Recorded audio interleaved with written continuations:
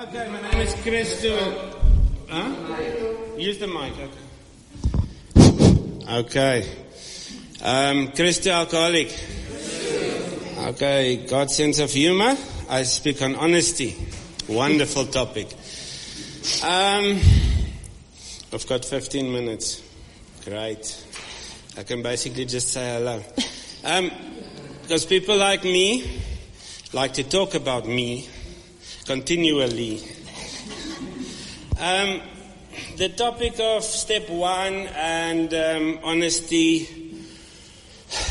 Step one, I like the idea of because I get to introduce this whole thing called the 12 steps. On step one, I believe ultimately the program assists us in recognizing a path that we must take. So when we read how it works, I read it a little bit differently through my understanding. When we say, rarely have we seen a person fail who has thoroughly followed our path. That's the sales cornerstone. That's the promise. And in the end of the day, what it means is when you do this thing thoroughly, you will get it. Finish and clock. It's a done deal. It's sold. But now here comes the little star asterisk thing at the bottom. Those who do not recover are people who cannot or will not completely give themselves to this simple program, usually men and women who are constitutionally incapable of being honest with themselves. My understanding on this particular piece is not so much anymore of a particular personality somewhere. It's about me on my journey. Because I have to tell you, I was 100% honest on these things my whole life. I was honest when I went to the preacher man 3 times for a baptism. I was honest when I said I want to turn my life around. I had complete honesty when I said I'm sorry. I did not have a drinking problem at all, because that's the deal. I don't have a drinking problem.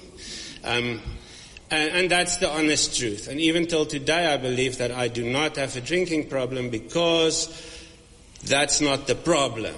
The problem is not in the alcohol. The problem is in the me, the ism, the I, self, and me. But now we get to this point of, Einstein spoke of theory of relativity. I think we alcoholics specialize in the theory of honesty. Honesty and relativity going together. Because relative to my positionality in this universe, that was my truth at that stage. So every time I want to turn around, I want to be there. It's like a fly. I'm driving in the bakkie from Bronkhorstspruit. I've got this brommer in my car. And that brommer is flying up and down, sitting on my arm. Relative to me, that thing is sitting down. It's not chasing down the highway at 120 kilometers an hour. So through the eyes from the world around me, I'm chasing 120 kilometers an hour down the highway. But in my opinion, I'm sitting down with a fly on my arm. And that is the problem that I was having. I believe initially we as alcoholics suffer from that. Harry Tiebout had this to say: characteristics of the so-called typical alcoholic is a narcissistic, egocentric core dominated by feelings of omnipotence, intent on maintaining at all costs its inner integrity. And also, in my opinion, this was accurate. Inwardly, the alcoholic brooks no control from man or God. He, the alcoholic, is and must be master of his destiny. He will fight to the end to preserve that position. That was my initial standing point of looking at life. Me versus the world, me against the world. And I could not understand why I was having trouble with the wife and the kids, because I did not drink to screw around. I did not drink to harm her. I did not drink to harm my kids. To be honest, my best advice to my son at 16, when he was depressed because of our divorce, and my son was really depressed because he had to live with me and he had to leave his love behind in the previous school, was have a beer. He's a beer. And that was my truth. It was not a malicious person saying that to his child. In my world, I did love my children, and I did love my wife and all of those things. But somehow, my perceptional truth, my honesty to self was, I'm not harming anyone. Someone told me that at a club once. You're not harming anyone. So that stuck with me. So my truth in the end of the day was, I'm not harming anyone being like this. So in my world, loving the kids, loving the wife, having the white picket fence lifestyle was not even on the same level of reality than drinking. Drinking was a means to cope with a thing called life, which I did not understand. It was overwhelming, it was dirty and messy, and it didn't work very well. So if I had to scale down a bit with my drinking, I get a better perception of world, and I fit in, and that warm glow just coming over you, and it's like, whew. So my honesty was truthful, 100%. And that's what I believe. I was constitutionally incapable of being honest. Now, honest, in this sense, I think they are describing the honest relative to world. I'm part of the world, which I never knew. And that honesty started, I was unable to see that. So something happened one time. I decided to let go of all the trouble, let go of the problems in my life. After years of psychoanalyzing myself with the help of another guy who's a professional, I got rid of the problems, the wife and the kids and the restaurant, and because I'm going to die, I'm going to die. And I went to do what every full-blooded alcoholic does of my personality. We go live with mother again. And there I found that now I'm drinking because of mother. And then those books get opened in my head, what I discussed with a psychologist. And I'm a bachelor for the first time, you got to let loose a bit, Unfortunately, that was with the mind. That was my mind playing around with rationalities that would justify me being this.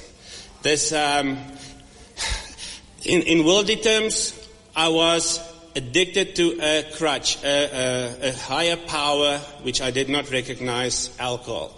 That was my higher power, and I did not know that, and my mind played games of rationalizing it all over the place. So one day I was sitting in the club again. Most of my spiritual experiences happened in the club.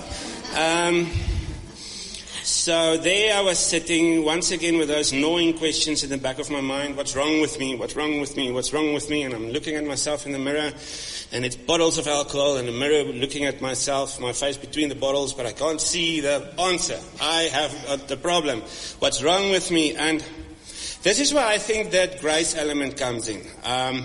Something happened without me knowing how to explain it. I was drunk, big time, and for a split second, I was totally aware, totally awake, and in that split second, I had this life flashing before my eyes, my whole world flashing in front of my eyes, all the actions I took, but without rationalizing why, justifying why, just me and my actions that flashed before me. And I had this question come out from inside somewhere. Those 3 baptisms probably worked there, I don't know. But something came up, and it was, is this what you want to be? Is this what you want? I said no.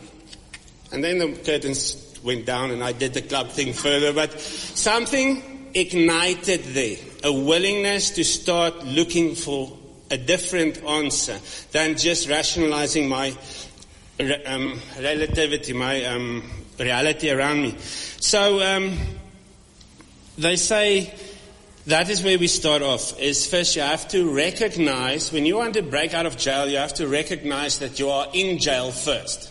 And I think that's what the book is about up until here, is giving me some information that will perhaps ignite that little spark that tells me, listen, you are in jail, my friend. That's what's happening here. You're in jail.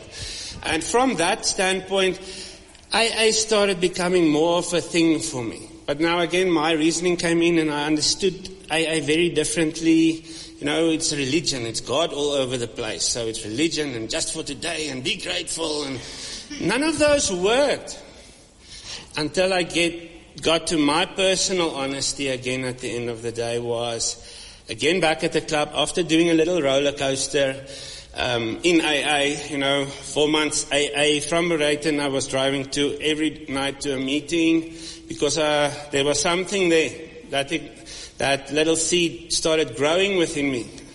I did drink a lot. I would not say I relapsed because I think I did not consciously decide to go against the stream of not drinking. I was just going to AA and drinking. I remember standing with my brother-in-law with the Klipdrift and Cola and discussing this nice AA place. You must come with me. And but it started gnawing on me and dawning on me the power that this substance had over me, because somehow in the AA, doing the fellowship consistently, it's as if I started wanting to go against the stream, and I found that I could not. And that's where I started experiencing step 1, the powerlessness over this thing. Because before then it was decisions. I decided this and I decided that, but now I started wanting different, but now I can't. So that's how that's basically how I discovered powerlessness over this deal called alcoholism. And it was a big thing, recognizing that on the 11th of December. My sponsor said I could not drink a lot of codeine, so it's not, my relapse date is now the 12th due to that. But I cried that night so much because the whole full-blown step 1 honesty hit me. Now I've done AA for 4 months every night and I didn't get it, and that one night it hit me and I cried like a little baby looking at myself in the mirror thinking, why are you crying like this? I could not understand. But in hindsight, one lady once said she never cried that much for her father dying, and I could relate now to that. It opened my eyes to the fact that I lost my hold to doing life. I lost that. I was grieving. So the step 1 is accepting that I must let go of this thing that I base my whole life on to survive. So that was the dawning of the step 1. And I do believe that sets me up for the rest of the program, because if that desperation is not so deep, that honesty realization in step 1 of the sky is not red, it's blue, boom. That was really the feeling. And all of a sudden I was nothing. I had no plans, no nothing, and it's just do what the guy says you must do now from now on. And that's me on honesty in step 1. Thank you.